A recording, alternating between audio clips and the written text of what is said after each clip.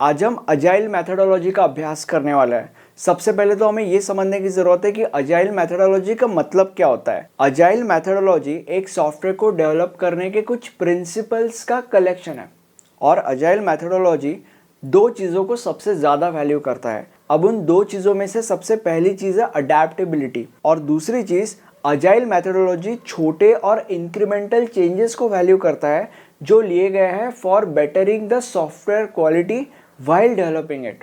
अब अगर किसी कंपनी को कोई सॉफ्टवेयर डेवलप करना है तो किसी भी सॉफ्टवेयर को डेवलप करने के लिए जनरली कंपनीज कुछ मॉडल्स का इस्तेमाल करती है। जैसे कि फॉर एग्जांपल किसी सॉफ्टवेयर को डेवलप करने के लिए वाटरफॉल मॉडल का यूज़ कर लिया, या किसी कंपनी ने किसी सॉफ्टवेयर को डेवलप करने के लिए इंक्रीमेंटल मॉडल का इस्तेमाल कर लिया, वगैरह वगैरह वगैरह। बट हर एक मॉडल में ना कुछ ड्रॉबैक्स होते हैं और इसीलिए अजाइल मैथडोलॉजी हमारे पिक्चर में आता है। अब अजाइल मैथडोलॉजी को यूज़ करने से क्या क्या बेनिफिट्स होते हैं, इसको यूज़ करने से क्या क्या फ़ायदे होते हैं, टोटल 4 से 5 फ़ायदे होते हैं। तो अब हम उन्हीं फ़ायदों को देखते हैं।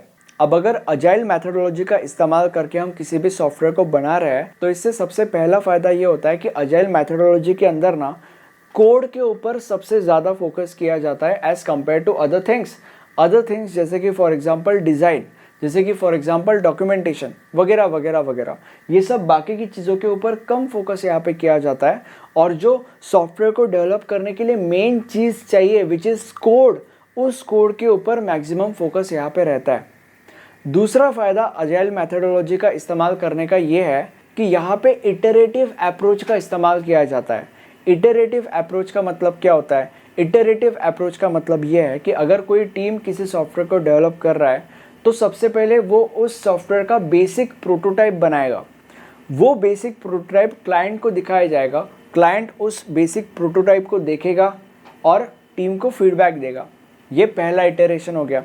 फिर अगेन उस फीडबैक के मदद से एक अगला प्रोटोटाइप बनाया जाएगा which would be better than पहले वाला प्रोटोटाइप। अब ये जो बेटर वाला प्रोटोटाइप है वो क्लाइंट को दिखाया जाएगा, अगेन क्लाइंट उस प्रोटोटाइप को देखेगा और फीडबैक देगा। ये दूसरा इटरेशन हो गया। ऐसे इटरेशन वाइज चीज़ें चलती रहती है एंड फाइनली क्लाइंट को अपना वर्किंग सॉफ्टवेयर मिल जाता है। ठीक है, तो इसको इटरेटिव अप्रोच कहते हैं। और इससे सबसे बड़ा फ़ायदा ये होता है कि क्योंकि क्लाइंट के फीडबैक के अनुसार ही यहाँ पे काम होता है, क्लाइंट के फीडबैक के अनुसार ही ये टीम चलती है, इसीलिए क्लाइंट हमेशा सेटिस्फाइड रहता है।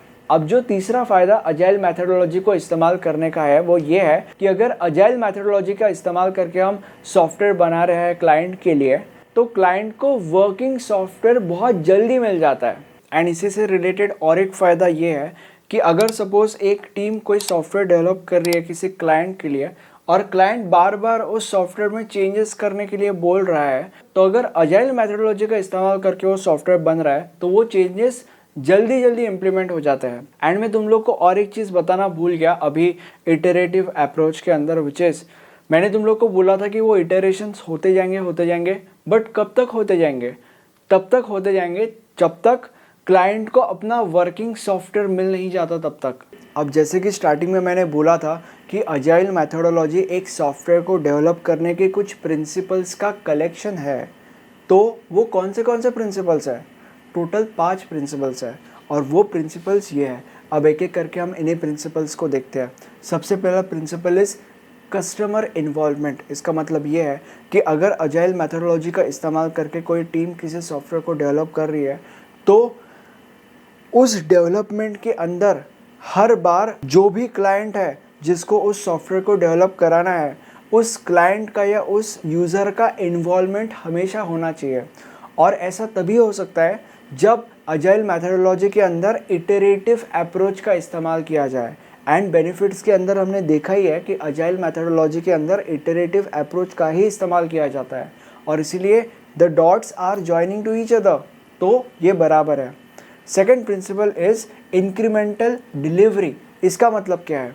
इसका मतलब वही है जो मैंने बेनिफिट्स के अंदर इटरेटिव अप्रोच के अंदर बताया था। मैंने तुम लोग को बोला था कि सबसे पहले एक बेसिक प्रोटोटाइप बनाया जाता है, क्लाइंट को दिखाया जाता है, उससे फीडबैक लिया जाता है, तो ये पहला इटरेशन हो गया। फिर अगला प्रोटोटाइप बनाया जाता है जो पहले वाले प्रोटोटाइप से और ज़्यादा बेटर होता है, तो ये पहले वाले प्रोटोटाइप से और ज़्यादा बेटर अगला वाला प्रोटोटाइप होता है। इसका मतलब क्या है? इसका मतलब इंक्रीमेंट ही हो गया ना, राइट। फिर वो प्रोटोटाइप अगेन क्लाइंट को दिखाया जाता है, उससे फीडबैक लिया जाता है, देन अगला प्रोटोटाइप बनाया जाता है। वो जो अगला प्रोटोटाइप है वो पहले वाले प्रोटोटाइप से और ज़्यादा बेटर होगा, तो फिर ये भी इंक्रीमेंट ही हो गया। ओके ऐसा चलते जाता है तब तक जब तक वो सॉफ्टवेयर बन के रेडी नहीं हो जाता तब तक। और फिर वो जो सॉफ्टवेयर बन के रेडी हो गया है, जो क्लाइंट को चाहिए, फाइनली वो सॉफ्टवेयर क्लाइंट को दे दिया जाता है। तो अगर हमने यहाँ पे इन प्रोटोटाइप्स को देखा तो इन प्रोटोटाइप्स की इंक्रीमेंट ही तो हो रही है। इंक्रीमेंट होने के बाद ही ये प्रोटोटाइप क्लाइंट को डिलीवर किया जा रहा है, तो इसी चीज़ को कहा जाता है इंक्रीमेंटल डिलीवरी। अब जो अगला प्रिंसिपल है वो है people not process. People not process का मतलब ये है कि अगर कोई टीम किसी सॉफ्टवेयर को डेवलप कर रही है तो वो जो उस टीम के टीम मेंबर्स है जो उस सॉफ्टवेयर को डेवलप कर रहे हैं, वो टीम मेंबर्स इस सॉफ्टवेयर को अपने तरीके से डेवलप कर सकते हैं। उनको वो फ्रीडम दिया जाता है कि तुम्हारे पास जो भी स्किल सेट्स है उन स्किल सेट्स का इस्तेमाल करके तुम अपने तरीके से उस सॉफ्टवेयर को डेवलप करो। उनके ऊपर कोई स्ट्रिक्ट रिस्ट्रिक्शन नहीं होता या उनके ऊपर कोई ज़ोर ज़बरदस्ती नहीं की जाती कि नहीं इस फेज़ के बाद ये फेज़ है तो स्ट्रिक्टली तुम्हें इसी चीज़ को फॉलो करना है, या इस डॉक्यूमेंट में ऐसा ही लिखा गया है तो तुम्हें यही फॉलो करना है।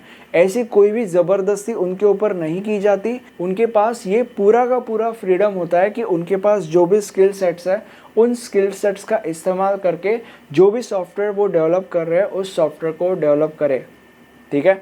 अब जो अगला प्रिंसिपल है वो है एम्ब्रेस चेंज। इसका मतलब ये है कि जब एक सॉफ्टवेयर डेवलप हो रहा होता है तो उस जर्नी में उस सॉफ्टवेयर के अंदर बहुत सारे चेंजेस तो होने वाले हैं। जैसे कि फॉर एग्जांपल यूज़र बोलेगा नहीं मुझे ये नहीं चाहिए, मुझे वो चाहिए, मुझे ये चेंजेस और इसके अंदर ऐड करने हैं, मेरे ये रिक्वायरमेंट्स और है। तो बहुत सारे चेंजेस उस सॉफ्टवेयर के अंदर आने वाले हैं और आते रहेंगे।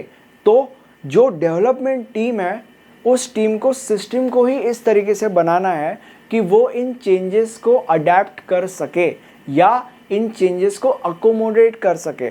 बेसिकली वो सिस्टम उतनी फ्लेक्सिबल होनी चाहिए कि अगर कोई चेंज आ रहा है तो उस चेंज को एक्सेप्ट करने की क्षमता इस सिस्टम के अंदर होनी चाहिए।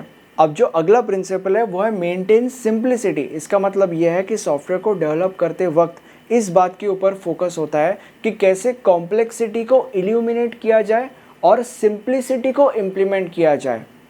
अब मुझे कमेंट सेक्शन में एकदम सच बताओ कि आपको ये वीडियो कैसा लगा। कंस्ट्रक्टिव क्रिटिसिज्म दो मुझे, अपने चैनल या वीडियोस के अंदर क्या क्या इम्प्रूवमेंट करनी चाहिए वो मुझे तुम कमेंट सेक्शन में सजेस्ट करो, ताकि मैं उन इम्प्रूवमेंट्स को इम्प्लीमेंट कर सकूं और उससे हम दोनों का फ़ायदा हो। राइट। वीडियो अच्छा लगा लाइक करो, और ये हमारा प्लेलिस्ट है, इस प्लेलिस्ट के अंदर आपको इस सब्जेक्ट के सारे वीडियोस मिल जाएंगे। Thank you so much.